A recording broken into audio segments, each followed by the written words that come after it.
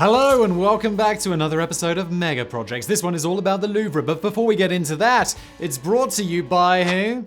Magellan TV. Discover a new type of documentary film experience with Magellan TV and its binge-worthy documentaries. They're updated every week, not the documentaries themselves, the selection I mean. More on them in just a bit.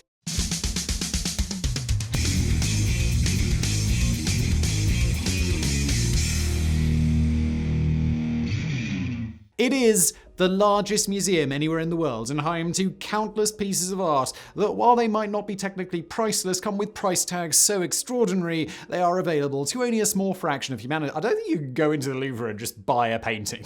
I mean, maybe in the gift shop, but it won't be real. Also, fun fact, I've been to Paris 2-3 times, never been to the Louvre. The Louvre is breathtaking in many ways, including the staggering number of people who seem permanently camped around a specific painting of a woman known to the world as Mona Lisa. This is an art museum of gigantic proportions, guaranteed to keep art lovers occupied for most of the day, or even days, if you happen to get lost within its cavernous maze. This is where the old and the new merge together, with the oldest parts of the Louvre dating back to the 12th century and its iconic glass pyramids, which, by the way, was first met with withering Gaelic hostility, opening in 1989. One of the most visited spots on the planet, the Louvre, is one of the places you need to experience at one point or another in your life, and I guess I'll have to wait to go back to Paris to do that next. Well, if you're an art lover, at least. For those who can't stand the idea of ambling through endless hallways filled with some of the most extraordinary art in the world, then this probably isn't for you.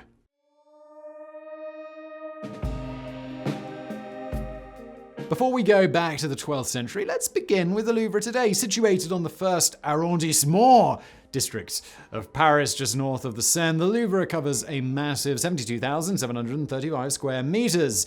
For our American friends, that's 782,000 square feet. That's roughly half the size of the Pentagon, which doesn't sound that impressive until you realize that the Pentagon is absolutely friggin' massive. Inside this, did we cover the Pentagon already? I've made so many videos I lose track. Inside this enormous space, you can find roughly 35,000 pieces of art on display, though its actual collection is thought to be in the region of 380,000. In 2019, 9.6 million people visited the Louvre, making it the most visited museum in the planet. Numbers in 2020 were less. However, overall, it is consistently ranked as one of the most popular tourist spots anywhere in the world.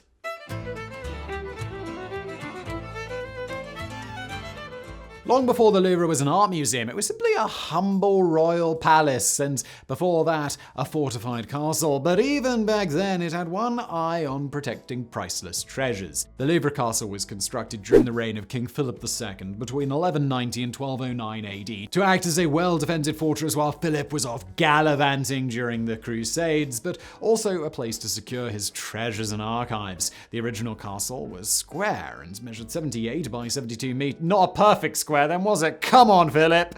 It had a 10-meter wide moat around it. In 1200, the Grosse Tour, or Big Tower, was built at its center with a diameter of 15.6 meters and a 30-meter tall wall built around it, which was a hefty 4.25 meters thick at its base. Over the coming centuries, the castle was enlarged and made a little more homely by Charles V of France until the word castle was eventually replaced by palace. I guess it just got a bit nicer. There isn't much left of this original structure, but parts of the foundations can still be seen on the lower floor of the Sully wing.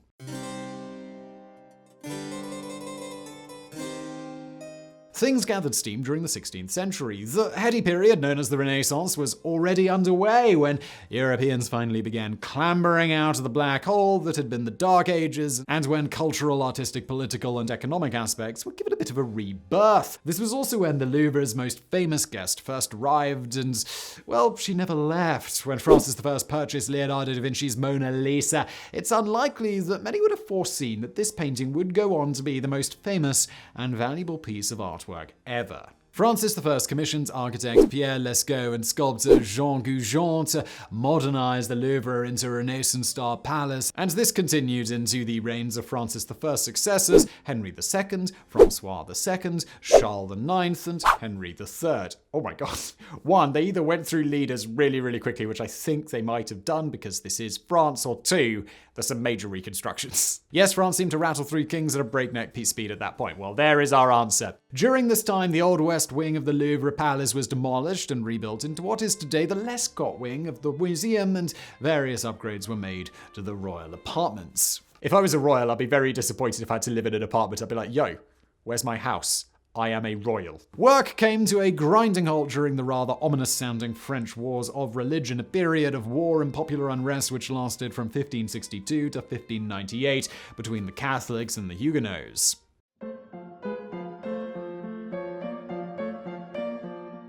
In 1589, the French king Henri III, and I realize I probably called him Henry earlier, but whatever, was murdered by a Catholic fanatic and was replaced by Henri IV, who converted to Catholicism, and so began the age of the House of Bourbon. Almost immediately, Henry IV set out his grand design to transform the Louvre and the area around it by removing much of the remaining medieval fortress and, once and for all, turning it into a delightful royal palace fit for a king. The most significant improvement here was the construction of the Grandes Galeries, which would link the Louvre and the Palais des Tuileries, which sat opposite. This was designed by architects Jacques II Andrenot du Cerceau and Louis Metazot.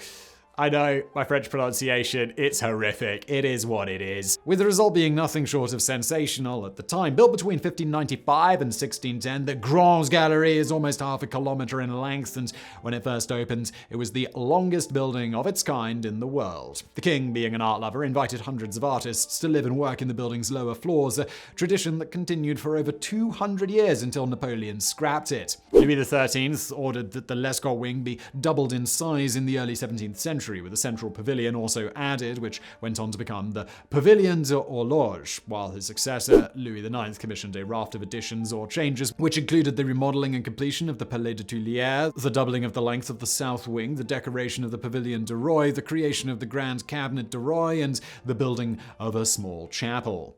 Just kind of tagged that chapel on the end there. This was a glorious period for the Louvre, as it seemed to grow in all directions and essentially became the structure, or rather set of structures, that we see today. But at this time, it still belonged to the crown, along with everything inside it. It was a lavish affair, but available only to a small fraction of the people, and what could possibly go wrong with that? Well, you probably guessed that that is a loaded question and some fireworks are gonna go off, but before those fireworks do explode in the face of the French royals, a word from today's legendary sponsor, Magellan TV. Magellan TV is a documentary streaming service founded by people who really like history, which is great, because you don't want some random dude deciding that was interesting. It's no. You want someone who knows their stuff, and that's what they have at Magellan. You will find one of the broadest catalogs of history content available pretty much anywhere today, with more than 3,000 documentaries available for streaming and more added every single week. They've got everything from the Greeks to the Great War, plus modern history, biographies, scientific profiles, true crime, and so much more. And what's one thing you might love about paid streaming services, unless you're a bit weird? That would be the fact that there are no ads interrupting your viewing. So if you're looking for 4K, yep, super high def explorations of binge-worthy topics, you should consider Magellan TV. If you're enjoying today's topic, you'd be happy to learn that there's plenty of art-themed content for you to check out with Magellan. I'm recommending you grab a subscription so you could take a look at a 10-part series called Private Viewing, The Art of Collecting. There's also a 4-part series called The Impressionists that's a bit more of a focus on the French art scene. So if you want to make an incredible addition to your streaming lineup, get yourself some Magellan. There is a link below.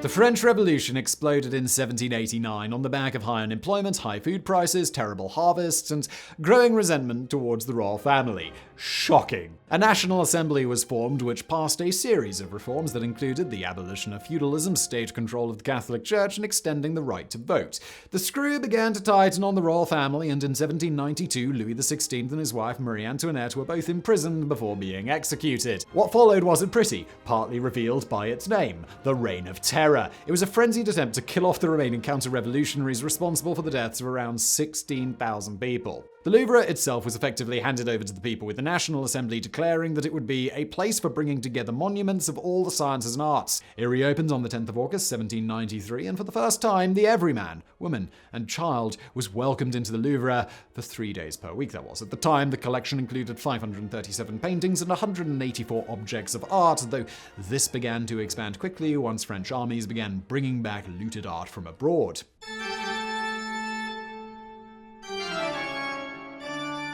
France's most famous emperor, Napoleon Bonaparte, took control of the country in 1804. He had already held the title of First Consul of France for 5 years, and as I just mentioned, his foreign adventures frequently yielded new lands, and with it, new treasure. Napoleon ordered that a parallel building to the Grand Gallery be constructed, while the Musée Louvre was renamed in honor of the great and all-powerful leader as the Musée Napoleon, because of course it was. After his banishment and return, and banishment again, France experienced its brief restoration, with two kings sitting briefly on the throne before eventually being again kicked off by a man with an all-too-familiar name, Napoleon III. It was during his reign that the great structure of the Louvre was finally completed, with the addition of the two large wings on either side of the Cour Napoleon, which doubled the size of the entire Louvre. In 1861, Napoleon III brought 11,835 artworks, including 641 paintings, Greek gold, and other antiques of the Campana collection, one of the 19th century's greatest collections of Greek and Roman sculpture and antiquities.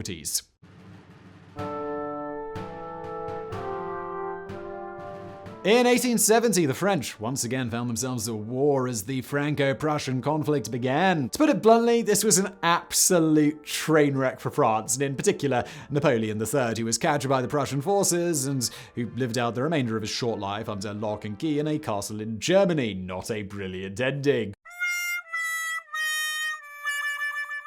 Prussian forces steamrolled towards Paris and laid siege to the French capital for 4 months before it finally capitulated.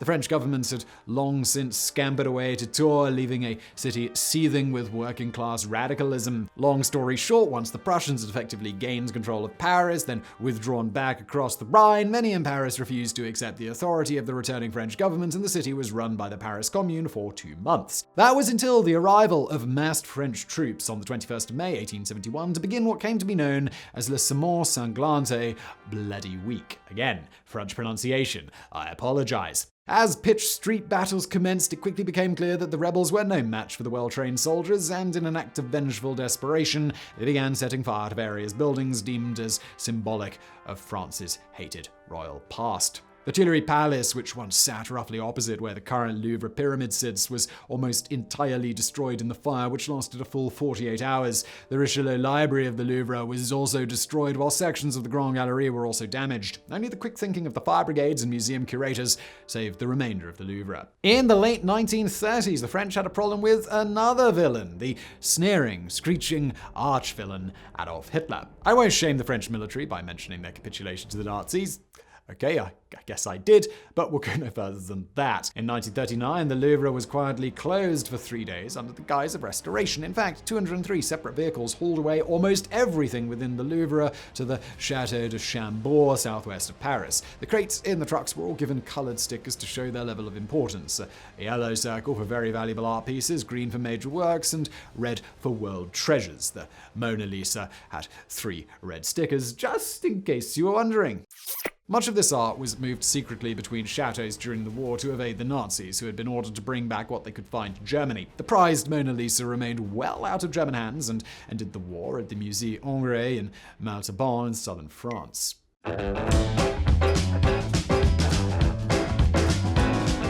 What we have come to know as the modern Louvre really came into being during the 1980s, when the Grand Louvre project was commenced. It was divided into 3 geographical zones: the Sully wing to the east, the Old Louvre surrounding the Cour Curie, the Richelieu wing to the north on the Rue de Rivoli, and the Denon wing to the south next to the Seine.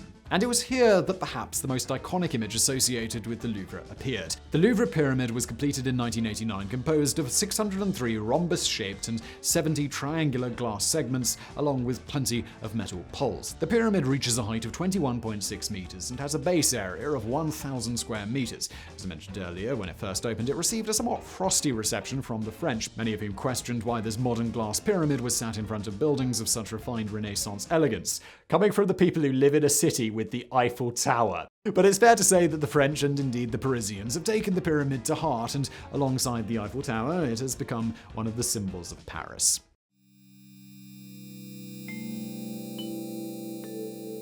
On average, the Louvre receives 15,000 visitors every day, which, as you'll probably imagine, tends to involve plenty of lines and slow-moving traffic, yet it still represents not only the richest collections of art anywhere in the world, but one of the most extraordinary groups of buildings you're ever likely to visit, which, as we've just seen, act as a map through French history over the last 800 years. As I mentioned earlier, there are around 35,000 pieces of art in the Louvre. I thought it would be a good idea to go through each one individually. Only joking! But to give you an extremely broad overview, the vast collection is broken into 8 curatorial departments: Egyptian antiquities, Near Eastern antiquities, Greek, Etruscan, and Roman, Islamic art, sculptures, decorative art, paintings and prints and drawings. There is so much inside the Louvre that if you were to spend just 30 seconds on each piece, it would take you 100 days to see it all. That is incredible. The Louvre is gargantuan in everything it does, from its size to its art and the series of complex undertakings over hundreds of years to create the museum that we see today. There is simply no place quite like the Louvre. So I really hope you found that video interesting. If you did, smash that like button below. If you didn't like it, there's a dislike button. You are free to use that as well. Also, please do consider subscribing and, of course, checking out the epic sponsor of today's video, Magellan TV, who I'm linking to below. And thank you for watching.